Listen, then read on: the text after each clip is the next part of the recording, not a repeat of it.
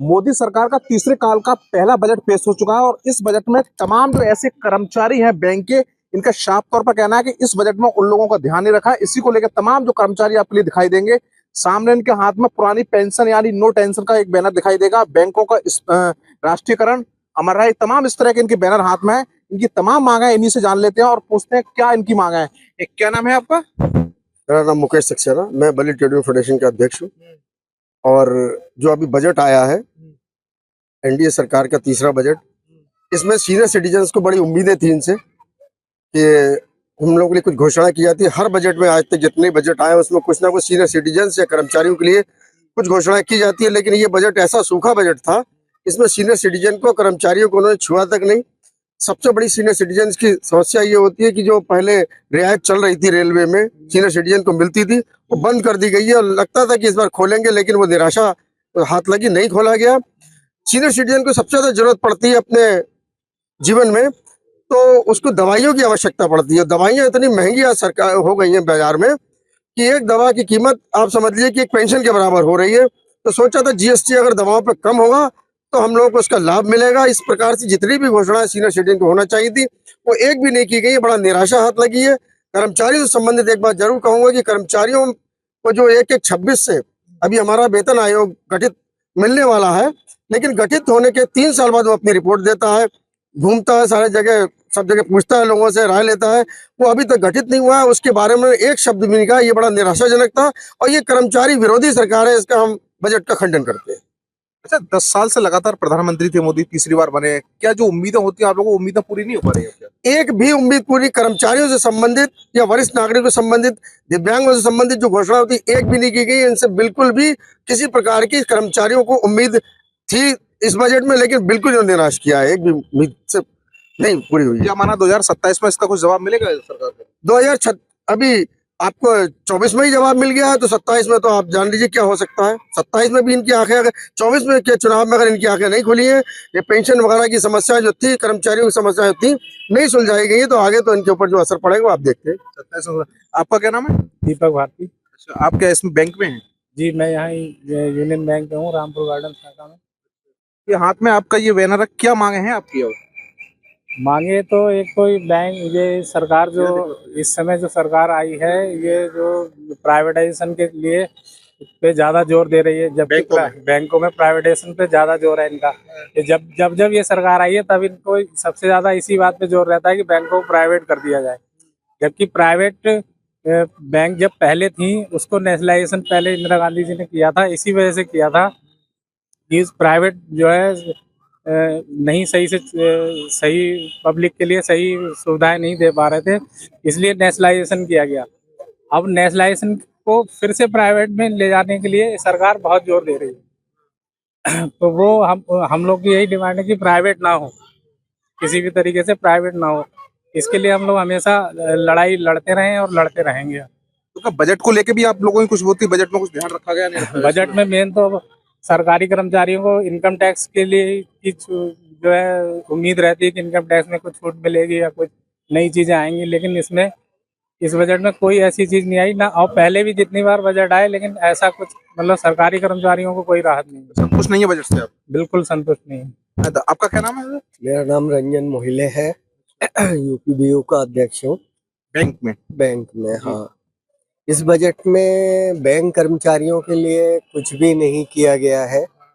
और एक पुराना जो टैक्स रिजीम था उसमें 80C की छूट थी, उससे आदमी को राहत ज़्यादा मिल जाती थी। नए जो इनकम टैक्स का स्लैब है उसमें कोई भी इस तरह की राहत जो 80C में मिलती थी वो नहीं है, और 80C में राहत नहीं है तो आदमी बचत नहीं करता है।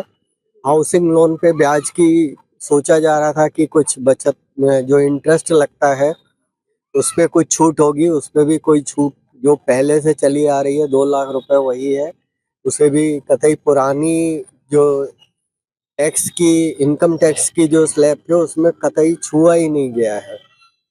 दूसरे ये है, बैंकों में सर्विस चार्जेस जो है उनको थोड़ा कम करना चाहिए प्रॉफिट को देखकर। सर्विस चार्जेस गांव में भी उतने लगाए जाते हैं जितने शहर में लगाए जाते हैं, जबकि गांव का किसान इतने सर्विस चार्जेस देने की स्थिति में नहीं होता है, तो सर्विस चार्जेस में कुछ रिलैक्सेशन देनी चाहिए थी। दूसरा, जो लाइफ मेडिकल इंश्योरेंस होता है, मेडिकल इंश्योरेंस में जीएसटी हटाना चाहिए था, उसको भी नहीं हटाया गया है। सरकार का बजट पूरी तरह से जो दे सकता है उसके और कपड़े उतरवा लो, इस तरह का बजट है। और जो नहीं दे रहा है उससे कुछ मत मांगो, रईसों को छूट दो आराम से, और जो कर्मचारी बंधा हुआ है जिसकी सैलरी दिख रही है उसको जितना निचोड़ पाओ उतना निचोड़ लो, उस तरह का ये बजट। तीसरी बार प्रधानमंत्री बने हैं नरेंद्र मोदी, क्या आप लोगों की जो उम्मीदें हैं वो पूरी नहीं हो पा रही है सरकार में? नरेंद्र मोदी जी तीसरी बार बने हैं तो कर्मचारी के हिसाब से सारी चीजें पूरी नहीं कर पा रहे। क्या माना जाए 2027 नजदीक है, बिल्कुल इसका कुछ जवाब देंगे कर्मचारी? 27 तक स्थिति क्या पता क्या रहेगी यूपी की। अब कुछ कुछ सगुफे छेड़े जाते हैं, जैसे अभी कांवड़ यात्रा का छेड़ा गया कि सब लोग अपना नाम लिखें और कुछ करें। तो हमारे यहाँ कब पोलराइजेशन किधर हो जाए ये पता नहीं रहता है। तो 27 तो अभी बहुत दूर है। आपका क्या नाम है? जी, सुंदर सिंह हूँ। मैं union bank of India Rampur garden में कार्यरत हूँ। जो ये इस बार बजट आया है ये कर्मचारी विरोधी बजट है। इसमें कर्मचारियों का के हित की कोई भी चीज़ ऐसी नहीं रखी गई है। इसलिए 10 साल से भी कहे तो जो इनकम टैक्स में राहत मिलती है वो कुछ भी नहीं मिला है इस बार। पुरानी रेजिम और न्यू रेजिम में भी कोई नहीं, पुरानी रेजिम में तो जैसा था वैसे के वैसे ही है, उसमें कोई छूट नहीं दी गई। ये कर्मचारियों के विरोध में है पूरा बजट जो आया हुआ है। तो क्या माना जाए कि सरकार आपकी जो बातें हैं उन्होंने नहीं मानने को तैयार है, बजट में कुछ आपको राहत नहीं मिली है? जी नहीं। आपका क्या नाम है भाई? सर, मेरा नाम शैलेंद्र कुमार कश्यप है। मैं बरेली ट्रेड यूनियन फेडरेशन में जिला मंत्री हूँ। क्या मांगे हैं? आपका बैनर लिए आप खड़े हैं तमाम लोगों के साथ। बैंक कर्मियों की जो मुख्यतः मांग थी 5 डे बैंकिंग की थी। बहुत उम्मीद थी बैंक कर्मियों की, और ओपीएस में भी इन्होंने कोई प्रावधान ओल्ड पेंशन सिस्टम में ये जो पुरानी पेंशन लाने वाले थे उसमें कुछ भी इन्होंने नहीं कहा है। इसमें न्यू पेंशन सिस्टम लागू करा है जो कि कर्मचारियों के हित में नहीं है, और जो हमारे लिए जो हित में है जो पुरानी पेंशन ही है हमारे लिए। और 5 डे बैंकिंग का भी हमारे लिए प्रावधान होना चाहिए। और जो ओल्ड टैक्स रिगाइम में भी कोई इन्होंने प्रावधान अच्छा नहीं करा, और न्यू टैक्स रिगाइम में सिर्फ 25,000 रुपए का एक झुंझुना टाइप में पकड़ा दिया जो कि कर्मचारियों के हित में नहीं है। तो क्या माना जाए, आप तो उनको नए युवा लग रहे हैं, नई जॉब लगी है आपकी, कि पुरानी पेंशन को लेकर आप लोग इसका? पुरानी पेंशन में सर जो है ना, देखिए जो विधायक है, एमपी है, एमएलए, वो लोग नहीं छोड़ रहे हैं। क्यों नहीं छोड़ रहे हैं? क्योंकि वो डीए से लिंक है, तो इस समय के साथ साथ वो पेंशन में बढ़ोतरी भी होती रहती है। जब वो लोग ये चीज नहीं छोड़ रहे हैं तो हम पे वो चीज क्यों थोप रहे हैं? हमारा कहना ये है, अगर वो न्यू पेंशन सिस्टम अच्छा है तो वो खुद ना अपनाए ना।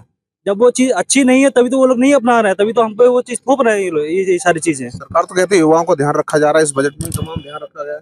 सर ध्यान कहाँ रखा जा रहा है? यदि कोई 60-70 हजार रुपए लेके अभी कोई अंतिम वेतन पा रहा है, रिटायर हो रहा है, उसकी पेंशन 1500-2000 आ रही है, तो आप खुद सोचिए, आप खुद 2000 रुपये घर चला पाएंगे क्या? यदि वो चीज गलत है तभी तो सारे सरकारी कर्मचारी उसका विरोध कर रहे हैं ना। तो क्या माना जाए 27 नजदीक है, आप जैसे तमाम नए नौकरी वाले हैं, कि इसका कुछ तो जवाब हमारी देंगे? सरकार से मुख्यतः मांग ये है 5 डे बैंकिंग हो जाए और कर्मचारी को हितों की सारी नीति बन जाए अधिक से अधिक, और पुरानी पेंशन लागू हो जाए।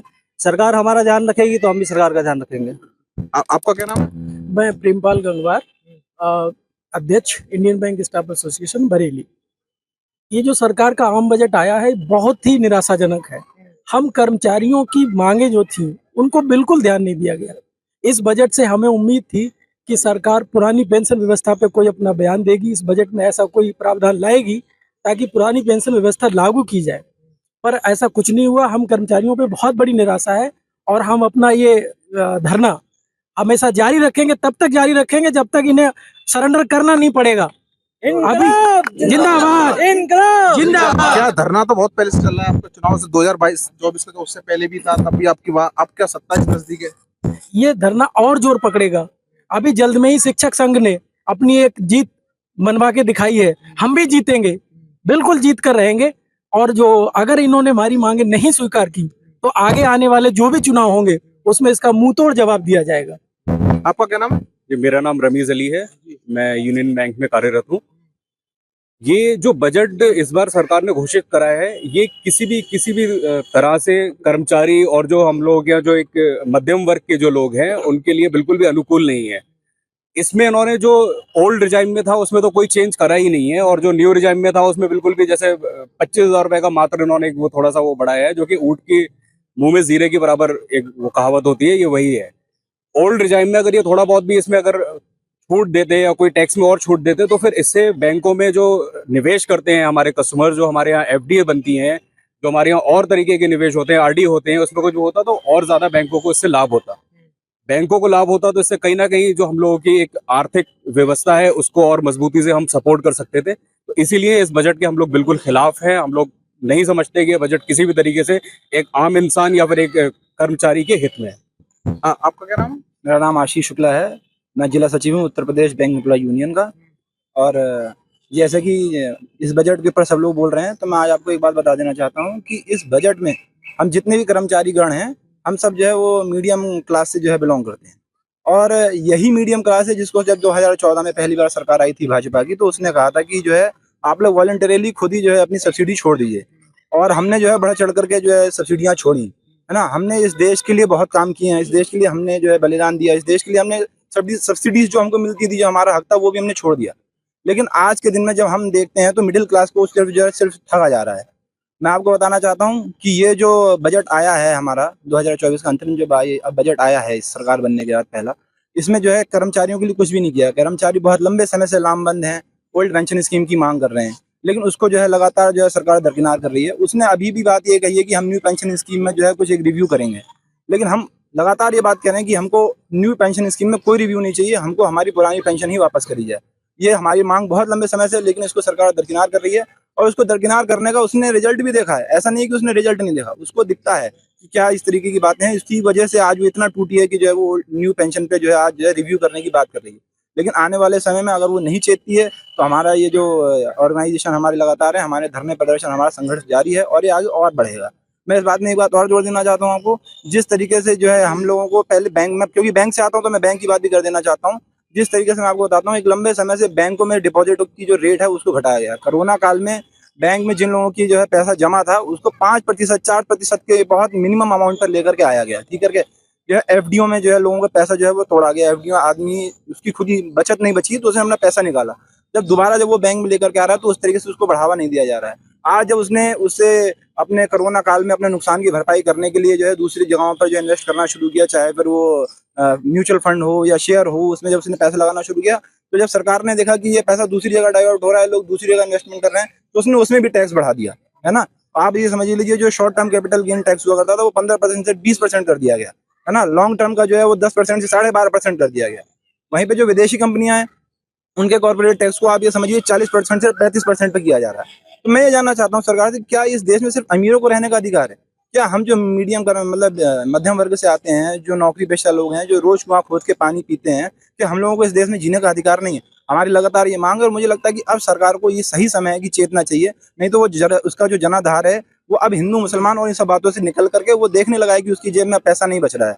और मैं आपको बताता हूँ, किसी भी देश का कामयाब होने के लिए, किसी देश की सरकार को कामयाब होने के लिए वहाँ का जो आम नागरिक है उसकी जेब में पैसा होना चाहिए। लेकिन आप आम आदमी से पैसा छीन कर सिर्फ अमीरों के पास जो है उस पैसे को एक जगह इकट्ठा करने की कोशिश जो चल रही है, ये सोशलिस्ट समाज में चलेगा नहीं। हम इसका लगातार विरोध कर रहे हैं और आगे भी करते रहेंगे। धन्यवाद। आपका क्या नाम है?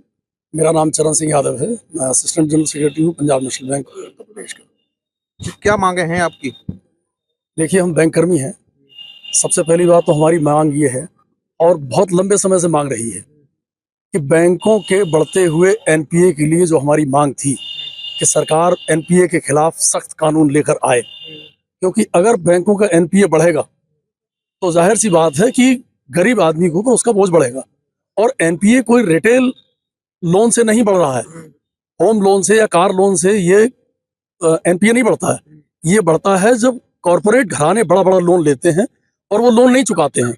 ये हमारी आपके जैसे गरीब जनता की कमाई होती है जो बैंक में हम लोग इकट्ठा करते हैं, और वो जब उसका बड़ा अमाउंट बन जाता है तो वो कॉर्पोरेट घरानों को लोन दिया जाता है। पिछले 10 सालों में इस सरकार ने 15.5 लाख करोड़ के आसपास उद्योग घरानों का माफ किया है। अब ये पैसा जब एक जगह जाके अकोमोडेट होता है, इकट्ठा होता है, इसी को हम कैपिटलिज्म कहते हैं। इसी से गरीब और अमीर की खाई बढ़ती है। एक तरफ तो सरकार ये कहती है कि जीडीपी बढ़ रही है, फॉरेन रिजर्व हमारा बढ़ रहा है, हमारी इकोनॉमी बढ़ रही है, हम ग्रोथ कर रहे हैं। दूसरी तरफ इस बजट को आप उठा के देख लीजिए, शिक्षा का बजट कम हुआ है, रक्षा का बजट कम हुआ है, स्वास्थ्य का बजट कम हुआ है, सड़कों के लिए बजट कम हुआ है, बैंकों के लिए कोई सुविधा नहीं गई है। एनपीएस के लिए इन्होंने 1% भी कोई बात नहीं की, ओपीएस के बारे में 1% बात नहीं की, और उन्होंने आयोग के बारे में एक बात नहीं की, वेतन आयोग के बारे में 1% कोई बात नहीं की। तो जब इतना पैसा है तो ये पैसा है किसके लिए? तो हम ये मान लें कि ये पैसा केवल उद्योगपतियों के लिए है, उन्हीं के लोन राइट ऑफ करने के लिए है। ये गरीब को गरीब और अमीर को अमीर करने वाली सरकार है। हम इसका विरोध करते हैं, पुरजोर विरोध करते हैं। आपका क्या नाम? मेरा नाम मोहम्मद फरहान है, मैं इंडियन बैंक में कार्यरत हूँ। सरकार ने जो अभी बजट पेश किया है, इसमें आम आदमी के लिए कुछ है ही नहीं। अब आप देख लीजिए, गोल्ड पे जो जीएसटी लग रही है 3% लग रही है। हम अपने परिवार के लिए मेडिकल इंश्योरेंस ले रहे हैं, उसमें 18% जीएसटी देना पड़ रही है हमें। तो आम नागरिक के लिए सरकार कहाँ सोच रही है इसमें? आप देख लीजिए, बैंक में अगर आप एफडी कराते हैं तो उसमें 40,000 के ऊपर आपको टैक्स पे करना होता है। अगर आप सेविंग अकाउंट में रखते हैं तो 10,000 रहती है उसकी, 10,000 के ऊपर आपका ज़्यादा जाता है तो आपको उसमें टैक्स पे करना रहता है। मध्यम वर्गीय के लिए जो इन्होंने टैक्स स्लैब बनाए उसमें कुछ नहीं कर रही है। कॉर्पोरेट के लिए टैक्स कम कर रहे हैं। अभी जैसे मेरे साथी ने कहा कि 40 से 35% कर दिया गया है।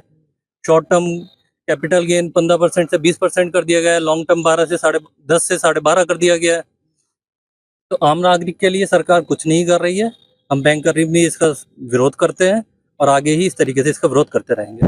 आप भी बैंक में हैं? जी, मैं bank of Baroda Shamganj branch से हूँ, बॉक्स ऑपरेटिव जॉइंट सेक्रेटरी। ये क्या सार्वजनिक बैंक के लाभ, ये इसका क्या मतलब है, क्यों ये कर रहे हैं? एक तो इस तरह अपने बैंकों जो है ना सार्वजनिक, इसमें कोई भी लाभ नहीं, नहीं जनता का लाभ हुआ है, नहीं बैंक कर्मचारी, किसी भी कर्मचारी का लाभ नहीं हुआ। ये बजट बिल्कुल जीरो मान लिए। इस बजट से किसी को लाभ मिलना, इस कर्मचारी को नहीं, जनता को। ऐसा बजट तो हमें इसका विरोध करते हैं हम लोग। आपका क्या नाम है? मैं संजीव मेहरोत्रा, महामंत्री बरेली ट्रेड यूनियन फेडरेशन और एक सीनियर सिटीजन हूँ। अभी आपने तो हमारे बैंक के तमाम युवा साथियों को सुना, आपने इसके पहले किसानों को भी देखा। एक इस आम बजट को लेकर घोर निराशा समाज में है। उसका एक कारण है कि अभी कुछ दिनों पहले जो रिजल्ट आए बैंकों के, बहुत अच्छा लाभ तमाम बैंकों ने दिया, लेकिन उसका लाभ नीचे स्तर पर नहीं दिखाई दे रहा। अगर सरकार यह घोषणा करती कि किसानों को और खाता धारकों को जो तमाम एक्स्ट्रा चार्जेस देने पड़ रहे हैं, चाहे एटीएम चार्ज हो, चाहे कैश जमा करने की चार्ज हो, या पासबुक राइटिंग चार्ज हो, ये सब वेव किए जाएंगे और अब नहीं ले जाएंगे, तो एक बहुत खुशी की बात होती है। दूसरा, सीनियर सिटीजन होने के नाते बहुत उम्मीद थी सीनियर सिटीजन को कि जो कोरोना काल में रेल में जो रियायत मिलती थी वो छूट बंद कर दी गई थी। हमें उम्मीद थी कि इस बजट में ये घोषणा होगी और तमाम सीनियर सिटीजन को इसका लाभ मिलेगा, वो भी नहीं हुआ। तीसरी चीज, जो हेल्थ इंश्योरेंस होता है उसका प्रीमियम होता है, हम लोगों ने डिमांड पहले भी भेजी थी और हमें उम्मीद थी उस पर जीएसटी की माफी की जाएगी, लेकिन उस पर भी कोई नहीं हुआ। तो सीनियर सिटीजन के लिए, नौजवानों के लिए, कर्मचारियों के लिए, चाहे कर्मचारी कहीं के भी हो, उन्हें इस बजट से कुछ नहीं मिला है। तो ये बजट जो आया उससे लेकर आप लोगों को मतलब कुछ नहीं मिल पाया, इस वजह से आप लोग ये कर रहे हैं अपना? हमें बहुत निराशा है, हमें इस बात को लेकर बहुत आक्रोश भी है कि सरकार जो जनहित की बात करती थी वो जन विरोधी बन चुकी है। उसके जो काम है वो अलग है, जो दिखाती है वो करती नहीं है। उसने, जैसा भी हमारे साथियों ने बताया, कारपोरेट को लेकर तमाम सुविधाएं दी हैं। अगर राष्ट्रीयकरण बैंकों को ये सुविधाएं दी जाएं, उनका जो मूल ढांचा है उसमें अच्छी चीजें लाई जाएं, तो किसानों को, नौजवानों को, महिलाओं को बहुत फायदा हो सकता है। क्या माने, आप लोग तो शुरू से पहले, चुनाव से पहले भी खूब आपने धरना प्रदर्शन किए, पुरानी पेंशन को लेकर तमाम ऐसी मांगे थी। जी जी, वो नहीं सुना सरकार ने। अब 27 नजदीक है, तो क्या माना जाए कि आपकी मांग नहीं पूरी होंगी तो सरकार के लिए कुछ नुकसान पड़ेगा? देखिए, हमने खाली पुरानी पेंशन के लिए नहीं है, हमने महंगाई के खिलाफ भी, हमने बेरोजगारी के खिलाफ भी धरने प्रदर्शन किए और अपना कार्यक्रम जारी रखा। और यही कारण है कि आपने देखा देश में इस बार एनडीए सरकार बनी, मोदी सरकार 3 नहीं बन पाई। आगे भी हमारा विरोध एक संगठनात्मक ढंग से जारी रहेगा। जो हमारी कॉल आएंगी, जो हमारा नेशनल लेवल पे तय होगा, हम उन्हें बरेली में भी इम्प्लीमेंट करेंगे और सरकार की जनविरोधी नीतियों का जो विरोध है वो जारी रहेगा। तो देखिए, तमाम जो बैंक के कर्मचारी हैं, इनका साफ तौर पर ना, जिस तरह से मोदी सरकार का बजट आया है उसको लेकर ये लोग असंतोषजनक दिखाई दे रहे हैं। इनका साफ तौर पर कहना है कि इस बजट में बैंक कर्मियों के लिए कुछ खास नहीं है। लगातार पुरानी पेंशन मांग को लेकर इन लोगों का विरोध प्रदर्शन चलता रहा है और 2027 का जो चुनाव होगा उस चुनाव में ये लोग सरकार को मुंहतोड़ जवाब देंगे। तो जर्नलिस्ट संजीव के साथ मनवीर सिंह, TV9 बरेली।